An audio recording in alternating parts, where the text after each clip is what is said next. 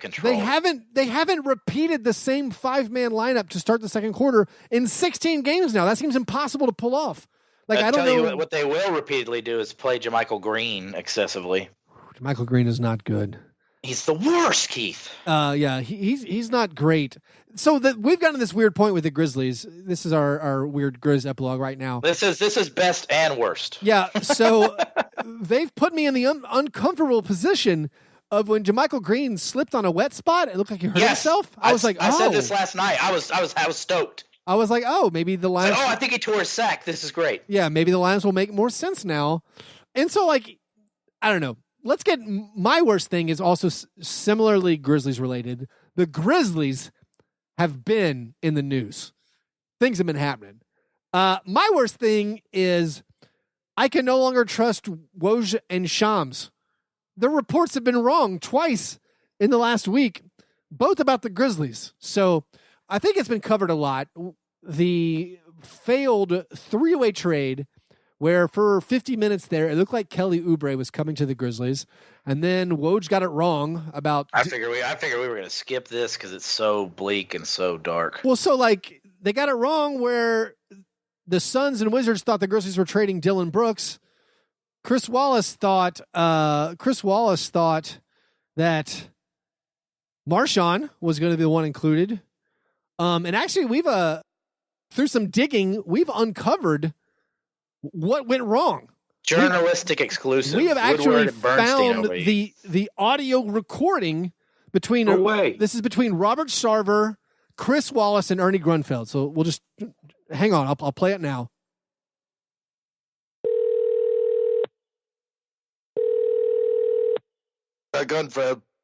Grunfeld, you son of a bitch. Robert Sarver, I got an offer for you. Well, I got time. I got plenty of time. What do you got for me, Bob? I got to get rid of Trevor Ariza. Turns out my GM is trying to give him away to the Lakers. So I got to make my own deal. And I thought my boy EG in DC was the man to make a deal. I've always said, I swore by this mustache, no more deals with Jerry Buss's kids. No more deals.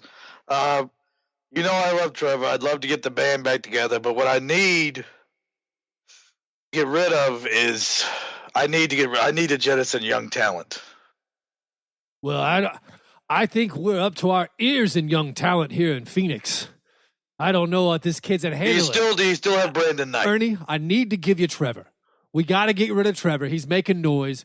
James Jones, who I gave him that job, and it turns out he is very, very, very close friends with LeBron James. He feels he owes him some form of debt. No way I could have known that. I don't know why that didn't come up in vetting, but he's trying to send Ariza to the Lakers. Well, I'll tell you what, Bob. If you can find a third team, then, we can make this happen. Or my name isn't Ernie Grunfeld. You still have Doc Rivers' boy, right? Oh, yeah. Yeah, I got Glenn. Glenn Jr.'s on the block. Yeah, I hear things aren't going great in your locker room. Well, we got this problem. We got guys with girls' names on the team. Kelly Oubre? Yeah, exactly. Kelly. Yeah, I don't know if a Kelly can work in Arizona. Kelly, Bradley, those are women's names. We're salt of the earth type people here. I don't know if a Kelly's going to work in Phoenix. I like names like John and Wall and Jerry Stackhouse. If you want to move Kelly, you find someone who can take Kelly. I don't know who that's going to be, but I'm telling you, before I do another deal with the Lakers, I would rather pay for my own arena renovations before I did another deal with the Los Angeles Lakers. So look, let's not be rash, Bob. Calm down. You give me Doc Rivers' boy, I'll give you Ariza, and then we just got to you can put your Kelly somewhere. I think we might be able to call this one in. You find a third team, and we got business. I'll see you later, Bob. Take care, Bob. I think Chris Wallace. He's always ripe for a Kansas boy. Let me see if I can find Chris Wallace's number. Chris Wallace here.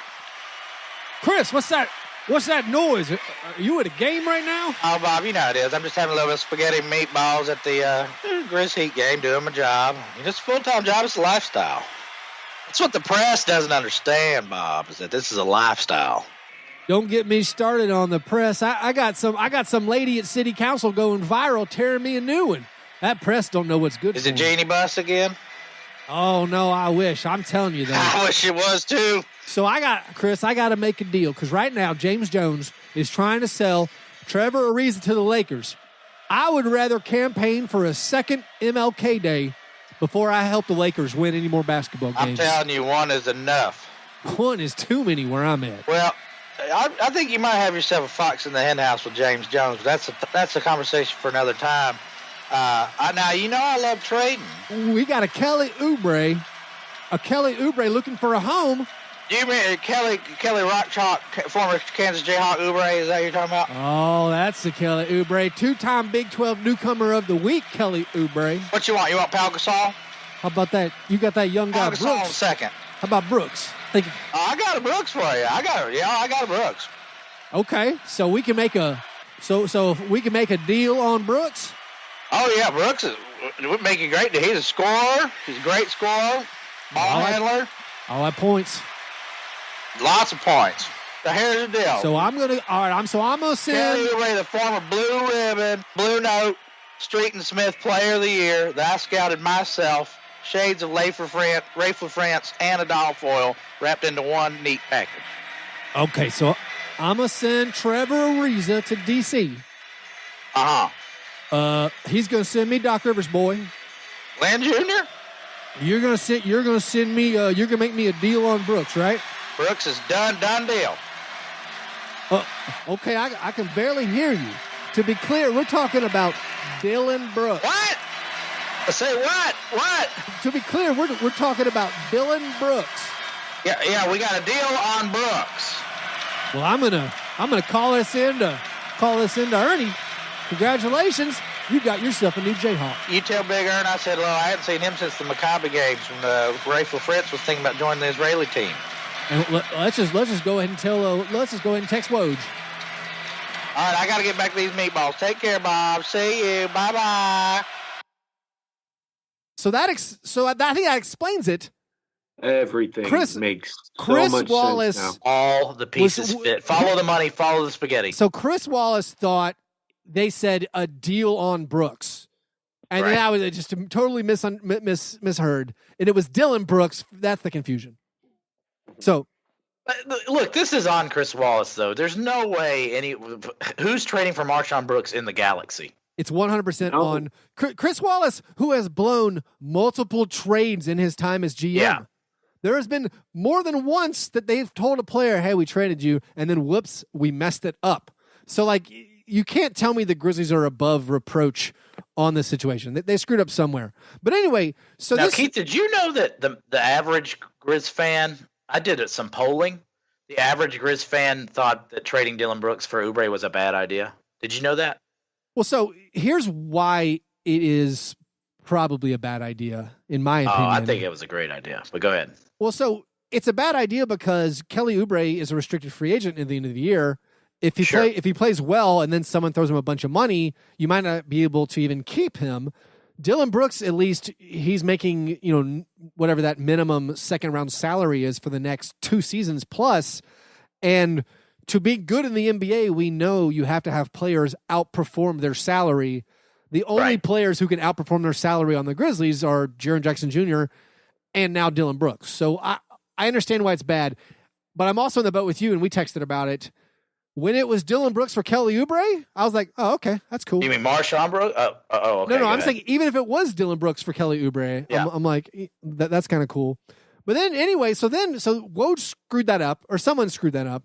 Then Shams Charania tweets that Austin Rivers, he's getting waived by the Suns, which I don't know what the Suns are doing, but he's getting waived by the Suns. And then Shams tweets the Grizzlies are finalizing a deal to bring in Austin Rivers. So, and then it's all been walked back. He deleted the tweet. So I think a few things are happening here. You tell me what's most likely, and these may or may not be conspiratorial. One, I think Woj and Sham are having a war and Woj is feeding Shams some fake intel maybe to try to discredit Shams. Like he's gotten his guy on the inside of the Grizzlies, but hey, Woj has got that Slugworth look to him. He could have done it. Could be so. The other thing that I think might be happening, and this is actually what I think is happening. I think the Dillon Marchand thing leaking, that trade leaking, Chris Wallace, he says the leak didn't come from us. I think he was scared the leak did come from the Grizzlies, and now he's trying to smoke out that mole. Where he told some people, oh yeah, he told a few people, or maybe he told one person like, oh yeah, we're going to sign Austin Rivers. This is some Tinker Tailor Soldier Fat Guy stuff. Yeah, Chris no, Wallace. this is Miami Vice when they're like, we'll tell the DEA it's coming in on Tuesday. We'll tell the Coast Guard Wednesday. Like, I can't wait to see Chris Wallace on a cigarette boat clutching a mojito. So I think maybe Chris Wallace is like, hey, yeah, we're going to sign Austin Rivers to see if it would get to Shams or Woj, and then when it did, he had his mole. Chuck, you're on the outside looking in. What's your take on this Oubre thing? Because I'm too close to it. Because I got legitimately depressed about this. It shows what has, the symptoms of a historically sick franchise in the front office. We're the ninth most successful team in the last decade. Tuberculosis. I'm not, I'm not. I love the players. Mike and Mark are two of my favorite players in the league. But geez, can the Grizzlies mess? They can't fight their way out of a wet paper bag sometimes when they have to make decisions in the front office. They couldn't get anything for Tyreke Evans last year. They just kind of screwed the pooch on a bunch of, why couldn't Zebo be on the bench right now in Memphis? That's okay. I mean, Sacramento. I'm just saying, just the gross incompetence to me is what gets me so down. It's okay to try to make moves and move on from players and eras, but just like when you can't even get things done because you're incompetent. Yeah, that's what it feels like. Although part of me thinks they're getting undue blame for this stuff. It's not their fault. It does seem more likely that the Wizards screwed up, that Ernie Grunfeld got it wrong. Because they told Marchand and Wayne you were getting traded, which I still think there's some blame on the Grizzlies, but it's not their fault that got screwed up. I don't think it definitely isn't their fault that Shams Charania tweeted incorrect stuff about Austin Rivers. I feel like it makes the Grizzlies look bad. I love the notion that the Grizzlies players mutinied against that. That's a funny theory that they shot it down. I mean, here's the thing. So Kelly Oubre I thought was good for the Grizzlies because he just needed to get out of Washington. But he's a bad shooter. I think the first half of the season last year, he shot a good percentage from 3-point. The second half of the season, I think it was 27% from the field. From the 3-point line. Same with this year. He's shooting around 30% from 3-pointers. He never passes the ball. And maybe that's a function of playing alongside John Wall, where he's taking all the assists, but he doesn't really create. He has length. He's young. So I thought it was a fun, risky thing. Yeah, but I understand. Blocks and steals energy player with upside. So Austin Rivers, I actually want the Grizzlies to get Austin Rivers. We need a guard. Even though I think when we were listing our 5 players, we definitely don't want to ever have in our team. I think we chose him. He was on there. He was the point guard. And I have a real issue with scoring guards who can't hit free throws. It bothers me. So he's a terrible free throw shooter. But this is a guy last year who was one of the best shooters in the league off the dribble, hitting 3-pointers. He shot 38%. Making over 1 3 per game off the dribble. The Grizzlies desperately need this. He's a plus defender in a contract year. And let's not forget his immeasurable daddy issues, which all should lead to some sort of success on the court. Back to the Brooks on Brooks crime. Right. I think every NBA team should have 2 players on their roster with the same last name. Same numbers. Just for these kind of event, and so you can have some cover when it comes. And they have to be end of the bench trash heap guys or young guys that nobody cares about or knows about. Because I don't think Robert Sarver or Ernie Grunfeld could pick either Dillon Brooks or Marchand Brooks out of a police lineup. Man, and that's I think it's a brilliant move. For as much as I poo-pooed the Grizzlies Grizzlies. Look, this could have been Goran and Zoran for you, man. This isn't a laughing matter. I mean, I can't get over a beautiful tactic that I think Daryl Morey's going to hop on. If you're talking about any of your players, if you're talking about a player on the Grizzlies